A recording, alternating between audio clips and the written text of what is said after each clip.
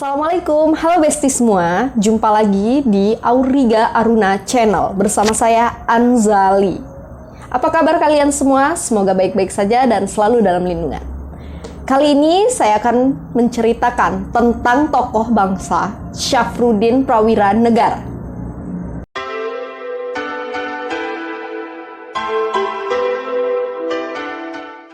Pak Syaf ini adalah salah satu tokoh bangsa yang berjuang di masa kemerdekaan. Beliau memegang peranan penting saat Presiden Soekarno dan Wakil Presiden Hatta ditangkap Belanda di masa agresi militer Belanda II. Saat itu, untuk mengisi kekosongan pemerintahan, Bung Karno memberikan mandat ke Pak Syaf untuk membentuk pemerintahan darurat Republik Indonesia. Pak Syaf ini diberi mandat sebagai pemimpin tertinggi pemerintahan darurat Republik Indonesia. Bisa dibilang Pak Syaf ini adalah presiden kedua RI di masa darurat. Sayangnya namanya tidak setenar Soekarno dan Hatta, sehingga banyak generasi milenial yang nggak tahu sosok Pak Syafruddin Prawira Negara ini. Nah, di video kali ini saya mau sedikit membahas mengenai sosok Pak Syafruddin Prawira Negara. Pak Syafruddin Prawira Negara ini lahir pada 28 Februari 1911. Ayahnya bernama Raden Arsyad Prawira Atmaja, adalah seorang priai berdarah Banten. Sementara ibunya Nuraini adalah keturunan Minangkabau. Raden Arsyad adalah orang yang religius. Ia pernah mengenyam pendidikan di pesantren untuk mendalami ilmu agama. Saat usia Syafruddin baru menginjak 1 tahun, orang tuanya bercerai. Nuraini, sang ibu, tidak suka melihat kelakuan suaminya yang sering menari tayuban sambil minum minuman keras. Dalam budaya priai Jawa, ada kebiasaan yang namanya tayuban, yaitu tayuban adalah acara menari para priai bersama para ronggeng muda dan cantik. Di acara tayuban itu, para priai berpesta meminum minuman keras. Dan Raden Arsyad, ayah Syafruddin, tidak bisa melepas dari kebiasaannya itu. Itulah yang membuat istrinya marah. Nuraini meminta Raden Arsyad meninggalkan kebiasaannya itu. Tapi Raden Arsyad tak bisa memenuhi keinginan sang istri, maka terjadilah perceraian itu. Syafruddin ikut sang ayah yang menikah lagi dengan putri bangsawan Banten yang bernama Epoh. Raden Arsyad membesarkan Syafruddin dengan pendidikan barat, namun tidak meninggalkan pendidikan agama bagi Syafruddin. Sejak kecil, Syafruddin diajarkan menjalankan syariat Islam dan mengaji Al-Quran. Ini berbeda dengan kehidupan priai yang menempuh pendidikan di sekolah Belanda. Umumnya para priai seperti ini hidupnya, jauh dari rakyat dan tidak menjalankan rukun Islam. Raden Arsyad sendiri bersimpati dengan gerakan Sarekat Islam. Merasa cocok, ia tergabung dengan anggota Sarekat Islam. Belanda saat itu menganggap Sarekat Islam adalah organisasi yang berbahaya. Keterlibatan Raden Arsyad dalam Sarekat Islam membuatnya dibuang ke Ngawi, Jawa Timur. Pindahlah Raden Arsyad ke Ngawi membawa Syafruddin. Karena di Ngawi tidak ada sekolah mulo, maka Syafruddin dititipkan ke tempat kerabatnya di Madiun. Setamat dari mulo, Syafruddin melanjutkan sekolah di AMS bagian A di Bandung. AMS adalah sekolah setingkat SMA. Syafruddin sejak kecil hobi membaca.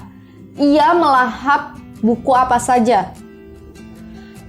Saat di sekolah AMS, Syafruddin membaca buku-buku tentang sosialisme dan komunisme.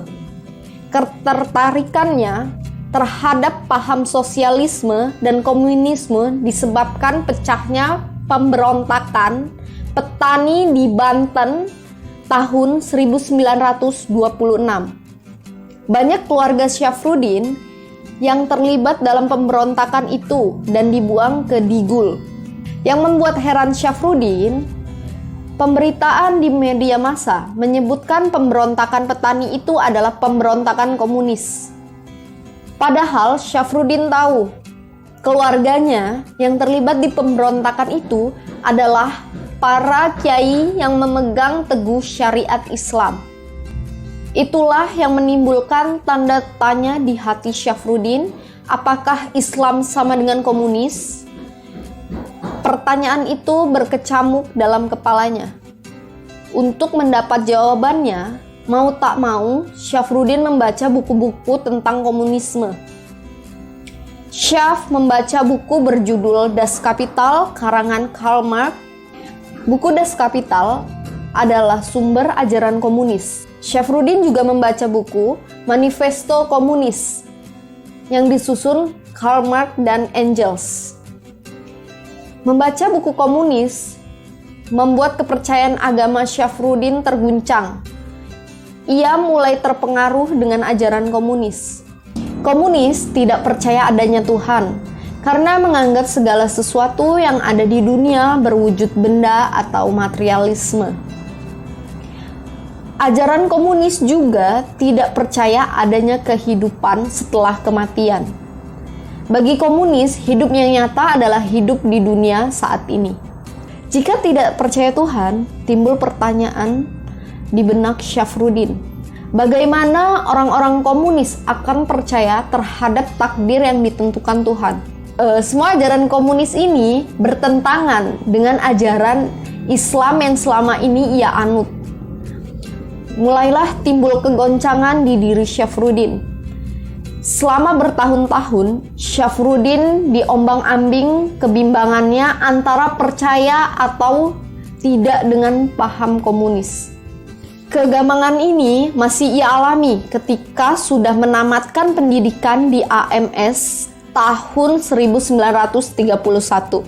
Selesai dari AMS, Syafruddin melanjutkan pendidikan ke RHS, Sekolah Tinggi Hukum di Jakarta.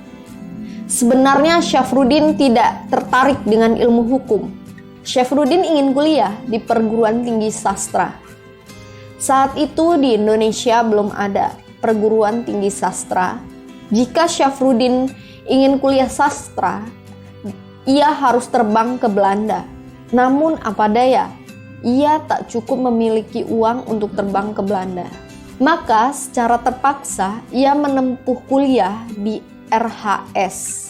Studinya di RHS sempat terhenti selama 3 tahun karena kesibukan batinnya mencari kebenaran mengenai komunis. Syafruddin baru menemukan jawaban atas pertanyaannya selama ini ketika sang ayah wafat. Pada 3 Maret 1939, Raden Arsyad, ayah Syafruddin, menghadiri rapat di Kediri. Rapat itu diselenggarakan untuk pemilihan anggota DPRD Jawa Timur. Raden Arsyad berpidato berapi-api di acara rapat itu. Ia mengutip ayat-ayat Al-Quran dalam pidatonya itu. Tiba-tiba, ketika sedang berpidato, Raden Arsyad terjatuh dari podium. Tak lama kemudian, Raden Arsyad menghembuskan napas terakhirnya. Ia wafat di usia yang masih muda, yaitu 49 tahun. Peristiwa ini sangat mengagetkan Syafruddin. Ia tak mengira ayahnya meninggal secara tiba-tiba. Ada hikmah yang tersimpan dari peristiwa duka ini. Syafruddin menyadari adanya takdir Tuhan yang tidak bisa dielakkan dan tidak diketahui manusia. Bagi Syafruddin, peristiwa kematian merupakan bukti adanya kekuasaan yang berada di atas keinginan manusia, yaitu kekuasaan Tuhan. Sejak itulah ia yakin dan mantap dengan Islam. Tak ada lagi keraguan dalam diri Syafruddin dalam mengimani Islam. Tak heran Syafruddin memilih Partai Masyumi sebagai wadah perjuangannya. Masyumi adalah partai Islam yang diisi oleh kader-kader ormas Islam. Sejak bergabung di Masyumi inilah Syafruddin menyadari pengetahuannya akan Islam begitu dangkal. Syafruddin memang menjalankan syariat-syariat Islam dengan taat, tapi ia tidak memahami isi Al-Quran karena ia tidak bisa berbahasa Arab. Ia berjanji akan mempelajari Al-Quran menggunakan bahasa aslinya, yaitu bahasa Arab. Biarpun sudah mantap dengan iman Islamnya, Syafruddin tetap setuju dengan beberapa prinsip sosialisme. Prinsip yang Syafruddin tolak dalam sosialisme ialah filsafat materialisme yang tidak mengakui eksistensi Tuhan. Mengenai karma, Syafruddin memberi catatan tersendiri. Syafruddin mengakui tidak ada orang di dunia ini setelah Nabi Muhammad Shallallahu Alaihi Wasallam yang mampu menggoncangkan pikiran manusia begitu kuat seperti Marx. Tidak ada satu ajaran pun yang dapat mengadakan perubahan radikal di 1/6 bagian dunia seperti ajaran Marx. Seandainya Marx tidak memusuhi agama, ia akan dijadikan nabi oleh para pengikutnya. Kata Syafruddin, Karl Marx adalah nabi bagi penganut paham sosialisme dan komunisme. Menurut Syafruddin, Marx hanya mengemukakan separuh kebenaran dalam ajarannya. Alam memang benda penting untuk kehidupan manusia, tapi bukan berarti ada yang lebih berkuasa daripada diri manusia. Manusia hidup tidak seperti binatang. Manusia memerlukan norma-norma yang tidak terdapat dalam alam benda. Norma itu datang dari rasa ketuhanan. Itulah kata Syafruddin, perbedaan mendasar paham Marxisme dengan agama seperti Islam dan Kristen. Oke Besti, itu cerita dari tokoh bangsa Syafruddin Prawiranegara. Terima kasih sudah menonton channel ini. Sampai ketemu di video selanjutnya. Wassalamualaikum warahmatullahi wabarakatuh. Hai, nonton videonya sampai selesai ya. Jangan lupa like, comment, and share, serta subscribe ya channel ini. Sampai jumpa di video selanjutnya.